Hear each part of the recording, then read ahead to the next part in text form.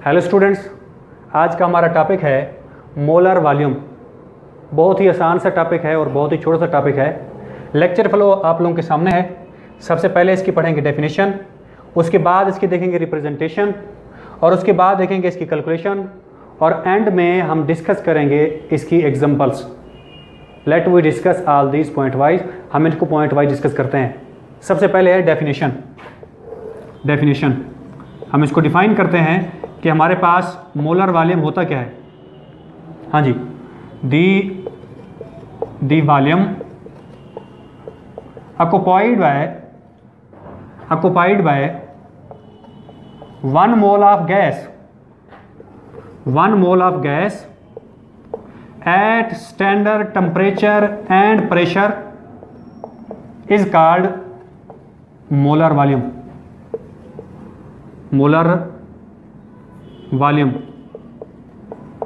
हाँ जी, मैंने क्या बताया? मैंने कहा अगर कोई 1 मोल गैस लें, स्टैंडर्ड टेम्परेचर और प्रेशर के ऊपर जो उसका वॉल्यूम होता है उस वॉल्यूम को हम नाम देते हैं मोलर वॉल्यूम। STP इसका मतलब है स्टैंडर्ड टेम्परेचर एंड प्रेशर। अब स्टैंडर्ड टेम्परेचर और प्रेशर क्या होता है? अब देखिए, जो स्टैंडर्ड टेम्परेचर है गैसेस के लिए अलग है, लिक्विड के लिए अलग है, सॉलिड के लिए अलग है। यानी लिक्विड और सॉलिड के लिए अलग है, गैस के लिए अलग है। अब देखिए हमारे पास स्टैंडर्ड टेम्परेचर फॉर गैसेस ये कितना होता है? 0 सेंटीग्रेड, या इसको लिखते होते हैं 273 केल्विन। अगर हम लिखेंगे स्टैंडर्ड प्रेशर फॉर गैसेस ये होता है 1 atm 1 एटमॉस्फेरिक प्रेशर, और ये इक्वल होता है 10, 13, 25 न्यूटन मीटर पर स्क्वायर। ये ऐसे यूनिट्स है प्रेशर का। क्लियर हो गया? इसको हम नाम देते हैं स्टैंडर्ड टेम्परेचर एंड प्रेशर। अगर चीज़ लिक्विड होती तो तब ये स्टैंडर्ड टेम्परेचर ना होता। लिक्विड के लिए हम standard temperature room temperature count करते हैं। रूम टेम्परेचर यूजुअली जो है वो हम 25 सेंटीग्रेड लेते हैं और वो स्टैंडर्ड टेम्परेचर कहलाता है। तो ये गैसेस के लिए यही टेम्परेचर होता है। अब इस टेम्परेचर और प्रेशर पर 1 मोल गैस का जो वॉल्यूम होता है उस वॉल्यूम को नाम देते हैं मोलर वॉल्यूम। अब सवाल ये पैदा होता है कि हमारे पास कितना वॉल्यूम होता है 1 मोल का? इस टेम्परेचर और प्रेशर पर, स्टैंडर्ड टेम्परेचर प्रेशर पर कितना वॉल्यूम होता है? वो जो वॉल्यूम हम लेते हैं गैस का वो होता है जी हमारे पास 22.414 डेसीमीटर क्यूब। ये वॉल्यूम होता है।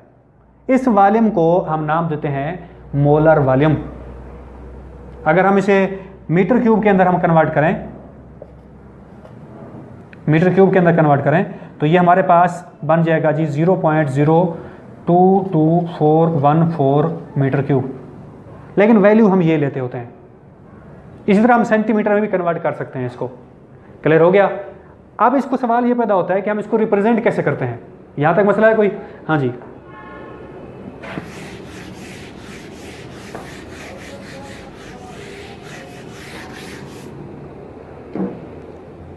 रिप्रेजेंटेशन। हम इसको रिप्रेजेंट करते होते हैं Vm से। इसका मतलब होता है मोलर वॉल्यूम। और इसकी जो वैल्यू है वो होती है 22.414 डेसीमीटर क्यूब। क्लियर हो गया? हाँ जी, नेक्स्ट हम इसको कैलकुलेट कैसे कर सकते हैं? किसी भी गैस का वॉल्यूम कैसे कैलकुलेट कर सकते हैं, मोलर वॉल्यूम कैसे कैलकुलेट कर सकते हैं? उसके लिए हमारे पास फार्मूला है V divided by V molar is equal to M over M। इस M का मतलब है मैस इन ग्राम, इस M का मतलब होता है मोलर मैस। अब यही फार्मूला इस्तेमाल करते हुए हम किसी भी गैस का वॉल्यूम फाइंड कर सकते हैं। चाहे उसका वॉल्यूम फाइंड करना है, चाहे उसका मोलर वॉल्यूम फाइंड करना है, चाहे मैस फाइंड करना है। वैसे मोलर वॉल्यूम तो हमारे पास फिक्स होता है और ये मोलर मैस भी फिक्स होता है। 2 चीज़ें हम इस फार्मूले में, अगर कोई एक चीज़ गिवन ना हो तो हम फाइंड कर सकते हैं। ये आमतौर पे MCAT में, ECAT के अंदर ये सवाल पूछे जाते हैं, MCQs आए होते हैं कि भाई नाइट्रोजन का 1.4 ग्राम नाइट्रोजन का मोलर वॉल्यूम फाइंड करें एट STP। तो ये हम इस फार्मूले के ज़रिए इसको हम लोग कैलकुलेट कर सकते हैं। क्लियर हो गया, समझ आ गई मेरी बात। अब हम एग्जांपल लेते हैं, मिसाल लेते हैं कि मोलर वॉल्यूम,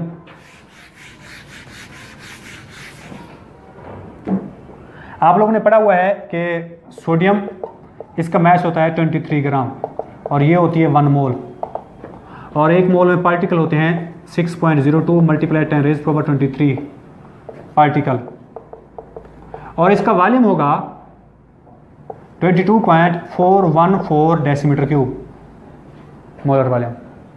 अब इसी तरह अगर हम वाटर की मिसाल लें, वाटर का जो मैस है वो होता है 18 ग्राम, और ये होता है, बन जाता है 1 मोल, और 1 मोल में जो पार्टिकल होते हैं वो होते हैं 6.02 मल्टीप्लाई 10⁻23 पार्टिकल्स, और इसका जो वॉल्यूम बनता है वो होता है 22.414 डेसीमीटर क्यूब। क्लियर हो गया।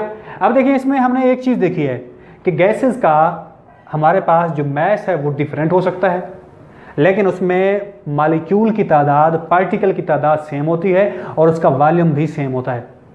वजह यह है किसी भी गैस का जो साइज़ है और जो साइज़ है या मैस है वो हमारे पास मोलर वॉल्यूम पे इफेक्ट नहीं करता।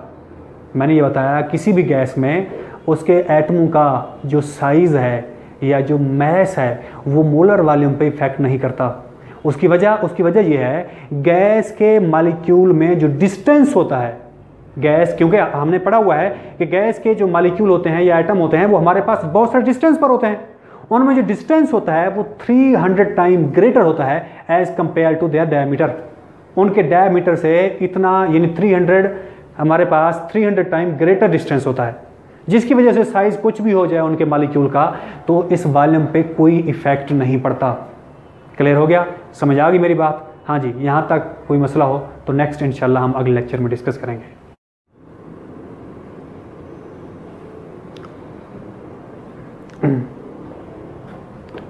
हेलो स्टूडेंट्स, आज का हमारा टॉपिक है मोलर वॉल्यूम। बहुत ही आसान सा टॉपिक है और बहुत ही छोटा सा टॉपिक है। लेक्चर फ्लो आप लोगों के सामने है। सबसे पहले इसकी पढ़ेंगे डेफिनेशन, उसके बाद इसकी देखेंगे रिप्रेजेंटेशन, और उसके बाद देखेंगे इसकी कैलकुलेशन, और एंड में हम डिस्कस करेंगे इसकी examples. Let we discuss all these point wise. हम इनको पॉइंट वाइज डिस्कस करते हैं। सबसे पहले है डेफिनेशन। हम इसको डिफाइन करते हैं कि हमारे पास मोलर वॉल्यूम होता क्या है। हाँ जी, the volume occupied by 1 mole of gas at standard temperature and pressure is called molar volume।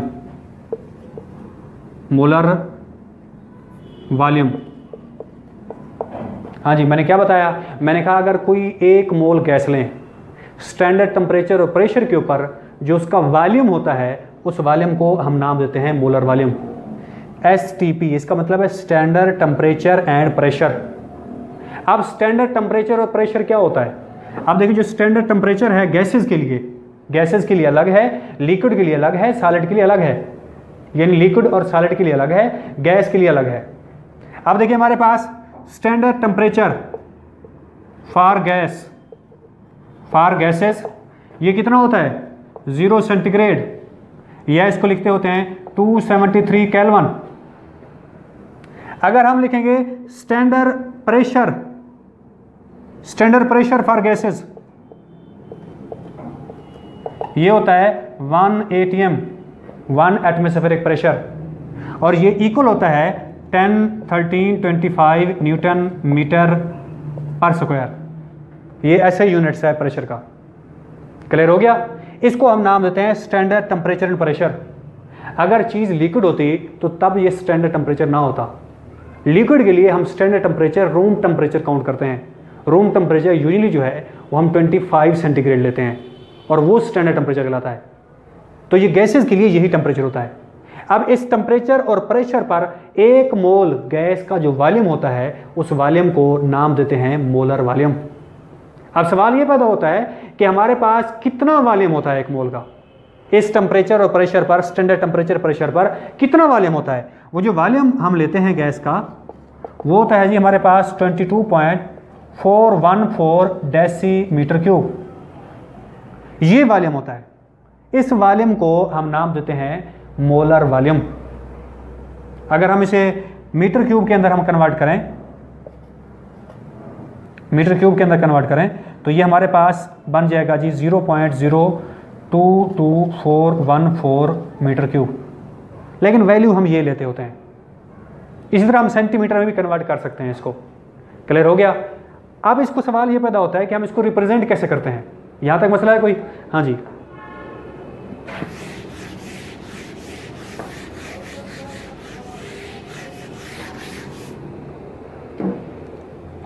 Representation, हम इसको रिप्रेजेंट करते होते हैं Vm से। इसका मतलब होता है मोलर वॉल्यूम, मोलर वॉल्यूम। और इसकी जो वैल्यू है वो होती है 22.414 डेसीमीटर क्यूब। क्लियर हो गया? हाँ जी। नेक्स्ट, हम इसको कैलकुलेट कैसे कर सकते हैं? किसी भी गैस का वॉल्यूम कैसे कैलकुलेट कर सकते हैं, मोलर वॉल्यूम कैसे कैलकुलेट कर सकते हैं? उसके लिए हमारे पास फार्मूला है V divided by V molar is equal to M over M। इस M का मतलब है मैस इन ग्राम, इस M का मतलब होता है मोलर मैस। अब यही फार्मूला इस्तेमाल करते हुए हम किसी भी गैस का वॉल्यूम फाइंड कर सकते हैं, चाहे उसका वॉल्यूम फाइंड करना है, चाहे उसका मोलर वॉल्यूम फाइंड करना है, चाहे मैस फाइंड करना है। वैसे मोलर वॉल्यूम तो हमारे पास फिक्स होता है और ये मोलर मैस भी फिक्स होता है। दो चीज़ें हम इस फार्मूले में, अगर कोई एक चीज़ गिवन ना हो तो हम फाइंड कर सकते हैं। ये आमतौर पे MCAT में, ECAT के अंदर ये सवाल पूछे जाते हैं, MCQs आए होते हैं कि भाई नाइट्रोजन का 1.4 ग्राम नाइट्रोजन का molar mass, molar volume find करें एट STP।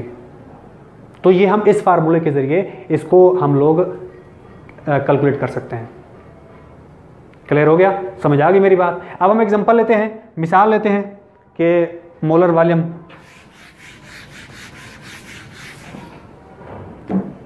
आप लोगों ने पढ़ा हुआ है कि सोडियम, इसका मैस होता है 23 ग्राम और ये होती है 1 मोल, और 1 मोल में पार्टिकल होते हैं 6.02 मल्टीप्लाई 10⁻23 पार्टिकल, और इसका वॉल्यूम होगा 22.414 decimetre cube molar volume.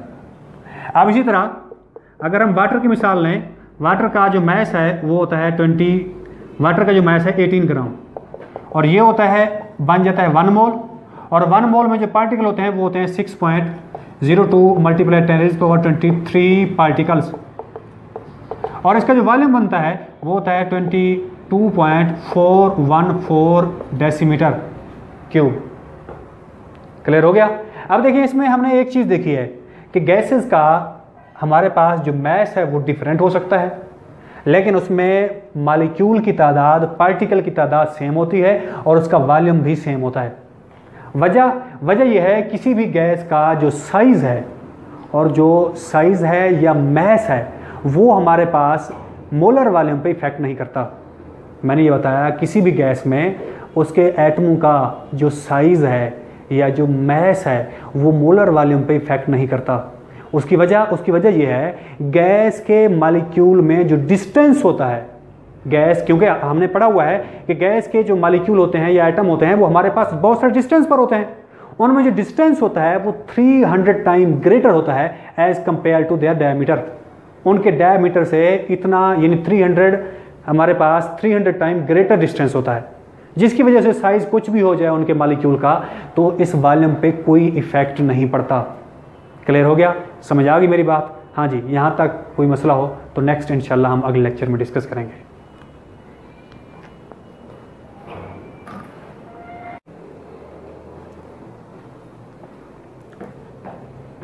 Hello students, आज का हमारा टॉपिक है concept of mole.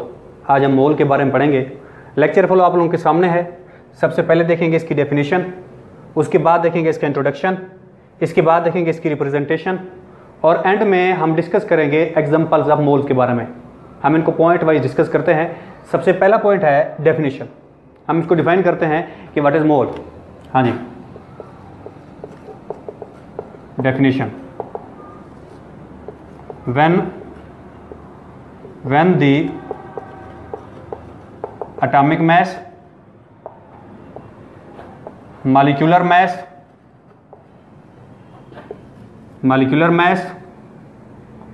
or formula unit mass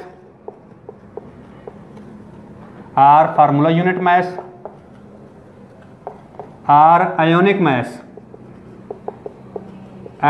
of substance is expressed in gram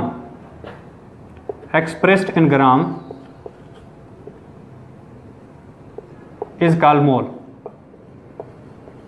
हाँ जी, मैंने क्या बताया? मैंने ये बताया जब किसी भी सब्सटेंस के एटॉमिक मास को, मॉलिक्यूलर मास को, फार्मूला यूनिट मास को या आयनिक मास को हम ग्राम में ज़हर करते हैं, ग्राम में रिप्रेजेंट करते हैं, तो इसे हम नाम देते हैं मोल। समझ आ गई मेरी बात? अब बेसिकली पता होना चाहिए कि मोल होता क्या है। जैसे हम मुख्तलिफ़ चीज़ों को मेजर करते हैं, जैसे हमारे पास किसी भी चीज़ का वेट होता है या वेट होता है, वो हम मेजर करते हैं केजी के अंदर, किलोग्राम में। इसी तरह सब्सटेंस की अमाउंट को मेजर करने का भी यूनिट है। सब्सटेंस की अमाउंट को मेजर करने के लिए जो यूनिट इस्तेमाल करते हैं उसे हम नाम देते हैं मोल। समझ आ गई? It is a unit to measure the amount of substance. अब इसको हम रिप्रेजेंट किस तरह करते हैं? हम इसको रिप्रेजेंट करते हैं मोल से, MOLE से। लेकिन इसका जो यूनिट होता है इसे हम लिखते हैं MOL, मोल। क्लियर हो गया? समझ आ गई मेरी बात? हाँ जी, हम इसको इस तरह भी डिफाइन कर सकते हैं, पार्टिकल के लिहाज से भी डिफाइन कर सकते हैं कि एक मोल में पार्टिकल कितने होते हैं। हम इसको डिफाइन करते हैं।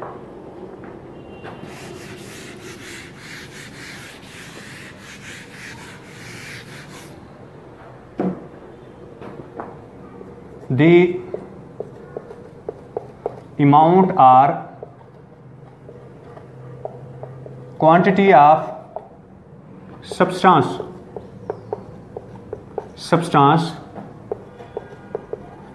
which contain 6.02 multiplied 10 raised to power 23 particles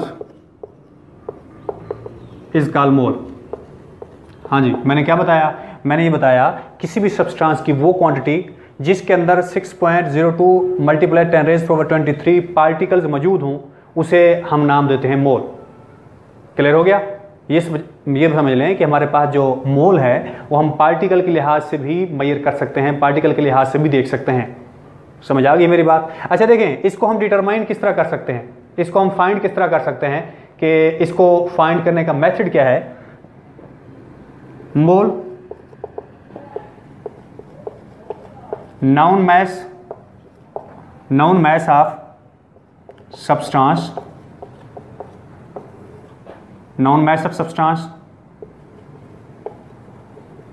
molecular mass of substance,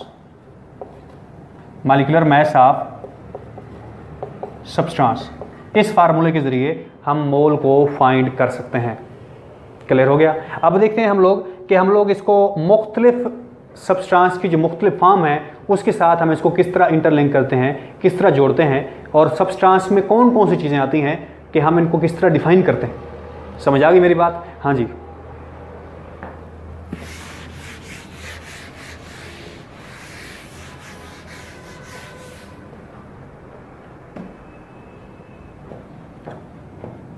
हाँ जी, जो सब्सटेंस है,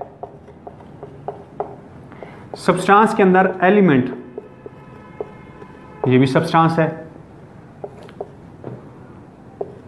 मॉलिक्यूलर कंपाउंड, ये भी सब्सटेंस है। आयोनिक कंपाउंड, ये भी सब्सटेंस है। आयोनिक स्पीशीज, ये भी सब्सटेंस है। अब हमारे पास जो एलिमेंट का स्मॉलर यूनिट है वो है एटम।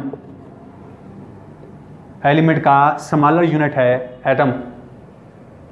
अगर किसी भी एलिमेंट के एटॉमिक मास को ग्राम में रिप्रेजेंट कर दें, इसको भी मोल कहते हैं। कैसे? If atomic mass of element is expressed in gram, expressed in gram is called gram atomic mass. It is also called mole. हाँ जी, मैंने बताया किसी भी एलिमेंट के एटॉमिक मास को अगर हम ग्राम में रिप्रेजेंट कर दें तो ये हमारे पास क्या कहलाता है जी, ग्राम एटॉमिक मास। इसे भी हम एक मोल कहते हैं। मिसाल लेते हैं, एग्जांपल लेते हैं। सोडियम, ये एक एटम है, इसका मास है 23। अगर हम इसे ग्राम में रिप्रेजेंट कर दें तो ये जो हमारे पास जब ग्राम में रिप्रेजेंट कर देंगे इसे नाम देंगे gram atoms, gram atom of sodium, और यही बन जाएगा 1 मोल। क्लियर हो गया? हाँ जी। इसी तरह हाइड्रोजन H2, ये तो मॉलिक्यूल बन जाता है। अगर सिंगल H लें हम लोग, ये एटम है 1.008, इसके हम मास को ग्राम में रिप्रेजेंट कर दें तो ये हमारे पास क्या बन जाएगा, gram atomic mass of hydrogen, और ये भी हमारे पास 1 मोल बन जाएगा। क्लियर हो गया? समझ आ गई मेरी बात? अच्छा, इसको कैलकुलेट किस तरह कर सकते हैं, इसको फाइंड किस तरह कर सकते हैं? इसको फाइंड करने का सिंपल मेथड है नाउन मास ऑफ सोडियम। अगर सोडियम का फाइंड करना है, अगर सिंपल किसी एटम का फाइंड करना है तो यहां पे एटम लिख दें, यहां पे लिख दें एटॉमिक मास। क्लियर हो गया? तो इसके जरिए आप इसको फाइंड कर सकते हैं। नेक्स्ट नंबर पे हमारे पास आता है जी आयनिक कंपाउंड। आयनिक कंपाउंड बनते हैं फार्मूला यूनिट से। इनमें जो स्मॉलर यूनिट होता है उसे हम नाम देते हैं फार्मूला यूनिट। अगर हम फार्मूला यूनिट का जो मास है ग्राम में ज़ाहिर कर दें तो इसे हम नाम देते हैं gram formula mass. If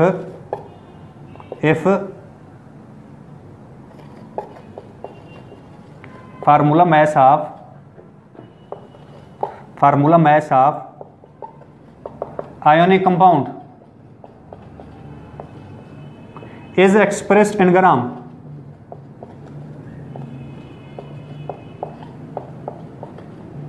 is called gram formula mass। Example लेते हैं हम लोग। एग्जांपल जैसे हमारे पास NaCl है, ये फार्मूला यूनिट है सोडियम क्लोराइड का। समझ आ गई मेरी बात? ये आयनिक कंपाउंड है। अब इसका जो मास बनता है वो तो 58.5। अगर हम इसे ग्राम में रिप्रेजेंट कर दें तो ये हमारे पास क्या बन जाता है जी, ग्राम फार्मूला मास ऑफ सोडियम, और ये भी 1 मोल बन जाता है। क्लियर हो गया? नेक्स्ट हमारे पास नेक्स्ट नंबर आ जाता है जी किस चीज़ का, मॉलिक्यूलर कंपाउंड। जो मॉलिक्यूलर कंपाउंड हैं ये बनते हैं मॉलिक्यूल से।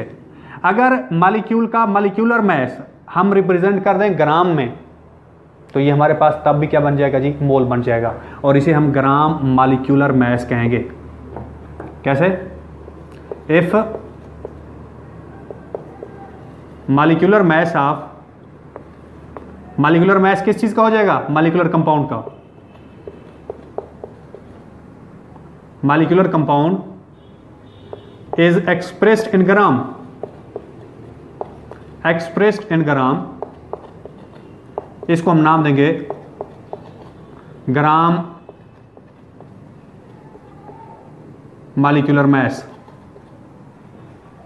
समझ आ गई मेरी बात? अच्छा, फार्मूला सबका सेम है, सबको फाइंड करने का सेम है कि हमारे पास जैसे हमने लिखा है कि फार्मूला, मैं यहां लिख देता हूं मोल का कॉमन फार्मूला है नाउन मास